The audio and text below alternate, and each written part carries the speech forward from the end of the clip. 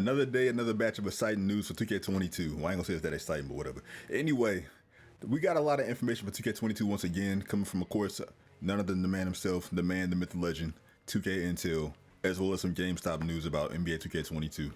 So that's what we get into today in this video. Before the video continues, I'm gonna say right now, like I always say in every video, if you're new, if this is your first time across my channel, hit that subscribe button because I'm gonna be posting stuff on 2K22 news, information, and all things 2K. And plus, when the game comes out, I got y'all on, the tutorials and all that stuff, and patches, updates, etc., etc. So hit that sub button, sub up, and yeah, y'all, let's jump into it. All right, now first and foremost, we talking about something that was on Twitter from way of 2K Intel, and it's about your My Player's name, which is gonna be called MP, which makes zero sense to me. You can see it right here on screen. It makes no sense. MP is the dumbest My Player name that I've ever heard in my entire life. Yo, hey, I understand that in 2K games, they've never had real names because they don't want anybody to feel special, I guess, to like, I don't know, they don't want to give people a real name like Michael or Jack or Trevor or something like that, because I guess the players are gonna feel like, oh, it's about me and I'm famous. So I don't know, man. I really don't know. I just think it's dumb to give the names they be given. We've had some of the worst names. They make no sense. Like, I mean, 2K17 was the only game I felt like was a decent name. It was Prez because that made sense. It was a nickname for your My Player because you were the president of Hoops.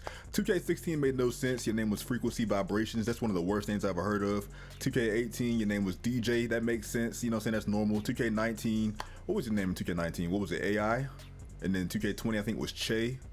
2K20 was Junior. Junior, I don't know, man. That somewhat makes sense. But MP, that's a terrible nickname. That's almost a worse nickname than Playoff P, which, in my opinion, he should be called Paul George again, because these past playoffs, he was playing like Paul George again, the old Paul George. But anyway, another discussion for another day. But in these replies, somebody said, "Hey yo, MP, I got next." And it's a picture of some guy taking off his headphones, like a gamer taking off his headset. I thought that was funny. Like, every single year, just about these nicknames get worse and worse. I don't know why. Like, if this is true, that's crazy. But anyway, that's it for the My Player nickname news. So on to the next news, which is, of course, the 2K22 demo. And regarding the demo, 2K Intel also announced with a tweet saying that there won't be a demo for 2K22. And beneath that, there was a Q&A answer regarding the demo. So this is what they said. No. Although the demo version is a regular content released by NBA 2K, we decided not to release the demo version this year, but instead focus on creating fully functional games of this generation and previous generations. Hashtag NBA 2K22. Now, a lot of people on Twitter that seen this is now in an uproar because they believe that without the demo, they're gonna be lost on their builds and all that stuff. They believe they're gonna make a build and the build's gonna be bad or whatever. Then the money they spent making their builds gonna be going to waste because they made a build without having the demo. So they believe that the demo helps them to where they can make a build without wasting money on a bad build.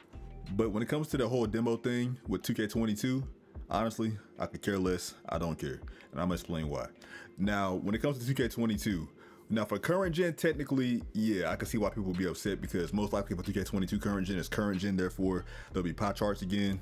But then at the same time, it's like, if there's not gonna be new pie charts, it don't really matter because it's gonna be the same type of deal for, the builds that it was for 2K21 current gen, right? When it comes to 22 current gen. So as a result, you're not gonna need a demo for 22 current gen anyway because of the fact that it's current gen. And they're not gonna really change anything with current gen most likely.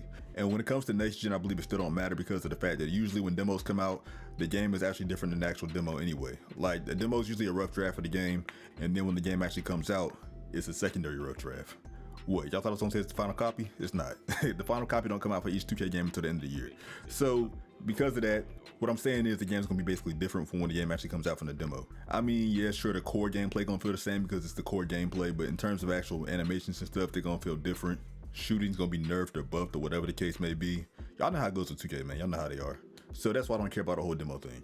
But moving on to the next thing, is to confirm release dates. A few days ago, GameStop put out their release dates information on 2K22 and said for all platforms, NBA 2K22 will be releasing on September the 10th. Of course, as you can see, they're releasing on Nintendo Switch, PlayStation 4, PlayStation 5, Xbox One, Xbox Series X, and of course the pre-order dates on the side as follows. So this ain't the biggest news because some of us already knew that, but I mean, I just thought I'd share that anyway.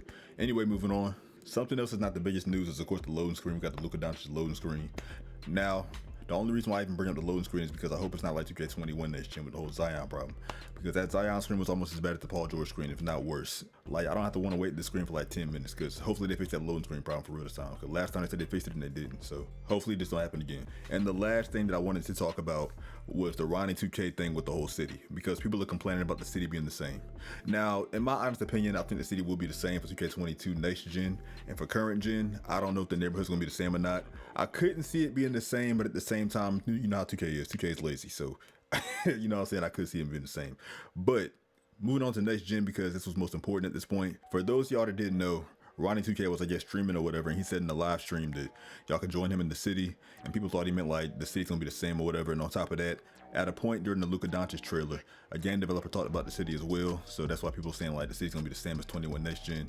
He will be interacting with my player in the city, which is part of the game that we're really expanding this year and making an immersive part of your career experience. But I think the city's gonna be the exact same in terms of layout. It's just gonna be reskinned kind of like 2K19 to 20. You know, because in 2K19, they had different tile on the ground in 2K20. Most of y'all didn't know that, and most of y'all wouldn't care. I noticed that because I pay attention to detail, but I mean, you know, it's whatever. Also, I know the city took a while to develop, so I couldn't see 2K getting rid of what they just made with the city not too long ago and then just scrapping it for something completely new, because the city is big. So I couldn't see 2K making a whole new city, because in 2K16 to 17 we had the same part, and 2K19 to 20 we had the same part. 2K does that from time to time, you know what I'm saying, like every 2 years, so I couldn't see why they wouldn't. But also, Ronnie 2K replied to Power DF, I believe it was Power, and talked about how, as often the case, your rational thinking impresses me. So, like I said in previous videos, it's Ronnie 2K. This means nothing to me. He could be capping. But as far as what I think they're gonna do for the city, because I think the city's gonna return for 22, I think it's gonna be the same city, just reskin, and they're just gonna have like new buildings or other buildings. But one of the things I think we need in the city is just to up capacity. Instead of the capacity being like 300 like it is now, it needs to be like 800 to 1,000, I believe. That way there'll be people always trying to play and you'll always get games. If you wanna know my full analysis on the city, look at my City Possibilities Next Gen video. But anyway, that's all I got for this video right here. Appreciate you guys for watching. Like I said at the beginning, like I always say, hit that sub button if you're new. Stay tuned for more news videos coming up soon, because I'm gonna be posting news videos like this more often coming up soon in the future. So with that being said, you guys, it's been your boy Edwin Andre, and I'm gonna catch you guys in the next one. And until next time, I'm out here, y'all. Peace.